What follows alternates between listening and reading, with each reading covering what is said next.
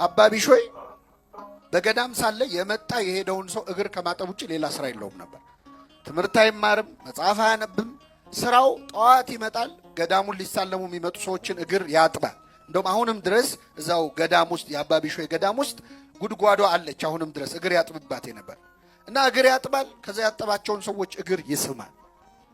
ሁልጊዜ ይህንን ነው የሚያደርገው። ከዚህ ውጭ ሌላ በረከትም አልፈለገም። ክርስቶስን እንደማጠብ ነው የሚቆጥረው። እና አንድ ቀን ምን ገጠመው መሰላችሁ? እግር እያጠበ እያለ አጥቦ ሲጨርስ በስርዓተ ቤተ ክርስቲያን ያጠቡ ሰዎች ያጠቡትን ሰው እግር ምን ይላሉ? አጎንብሰው ይስማሉ። እና አባ ቢሾይ አጎንብሶ ያጠበውን ሰውዬ እግር ሊስም ሲል እግሩ ላይ በሚስማር የተቸነከረ ቁስል ተመለከተ። የዚያ ሰው እግሩ የተቸነከረ እግር ነው። ማን ነው ማለት ነው? መድኃኒታችን ኢየሱስ ክርስቶስ ነው። ቀና ብሎ ሲያየው ክርስቶስ ነው። ጌታዬ ብሎ ሲያለቅስ ጌታችን ተሰወረው። ያን ቀን ያጠበው ሌላ እንግዳ መስሎት መድኃኒታችን ኢየሱስ ክርስቶስ ነው። ከነዚህ ከድሆች መካከል ለአንዱ ካደረጋችሁት ለማን አደረጋችሁት ብሎ ለእኔ ስላለ ክርስቶስ ራሱ መጥቶ እግሩን ታጥቧል ማለት። አሁን የክርስቶስን እግር እጣቢ ብታገኙት ምን ታረጉታላችሁ? እስቲ ንገሩ። አንጠጣው? አባ ቢሾይ ይህንን ያደረገው አነሳና መጠጣት ጀመረ። እየጠጣ እያለ ደቀ መዝሙሩ መጣ፣ ተማሪው ረዱ መጣ። ሲያየው እግር እጣቢ እየጠጣ ነው። ደነገጠ። እንዲህ ምን ነክቶ ነው? ማጠብ ሳያንስ ጭራሽ እግር እጣቢ መጠጣት ጀመርክ ብሎ ቀፈፈው። ግድ የለህም ምን ካጠጣ ነው? ኧረ እኔ ላንተም ቀፎኛል አላደርገውም። ግድ የለህም ጠጣ። አላደርገውም። ሶስተኛ ለመነው። መጨረሻ የጌታዬ እግር ነው፣ ክርስቶስን እኮ አጠብኩታል ነው እንዴ ብሎ ሊጠጣ ሲመጣ ውሃው በኖ ተኖ ጠፋ። ይህ ወሬ መነኮሳቱ ጋር ዘንድ ደረሰ። አባ ቢሾይ እኮ ክርስቶስን አጠበው፣ በረከት ተሳተፈ ብለው ማይበረ መነኮሳቱ ታወኩ። እግር በማጠብ ያገኘውን በረከት። ከዛ ምን አሉ? ለእሱ የታየ ክርስቶስ ለእኛም እንዲታየን ሱባኤ ግባልን አባታችን፣ እኛም የምናየው ክርስቶስን። የክርስቶስን ፊቱን ለማየት ያብቃል።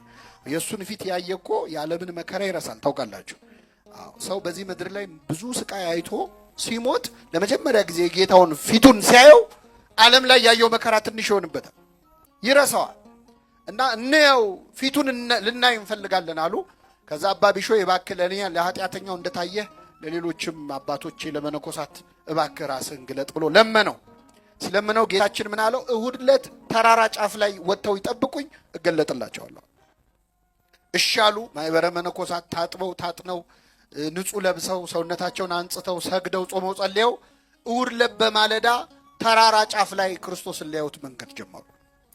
አሁን ሁሉም እየወጡ እያለ አንድ ደሃ ሰው ከዛ ተራራ በታች ቁስል በቁስል የሆነ በቁስል የተወረሰ ወድቆ እባካችሁ እኔም ጌታዬን ወጥቼ ሊየው እባካችሁ ውሰዱኝ ብሎ መለመን ጀመር።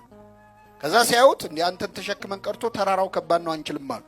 አባ ቢሾይ ግን ይሄ ደሃ ጌታውን ሊያይ ይገባዋል፣ ምናልባትም ይፈውሰው ይሆናል ብሎ ያንን ደሃ ተሸክሞ ያንን ተራራ መውጣት ጀመረ። ከኔ ጋር ናቸው። ያን ተራራ አባ ቢሾይ ሲወጣ የዚያ ሰውዬ ክብደቱ እየጨመረ መጣ። እንዴ የሰውዬ ኪሎ እየጨመረ ነው እንደሚሄደው ብሎ ቀና ብሎ ሲመለከተው ራሱ ክርስቶስ ነው። ለሁለተኛ ጊዜ እድል አግኝተው እነዛ መነኮሳት ክርስቶስን ጥለውት አልፈዋል።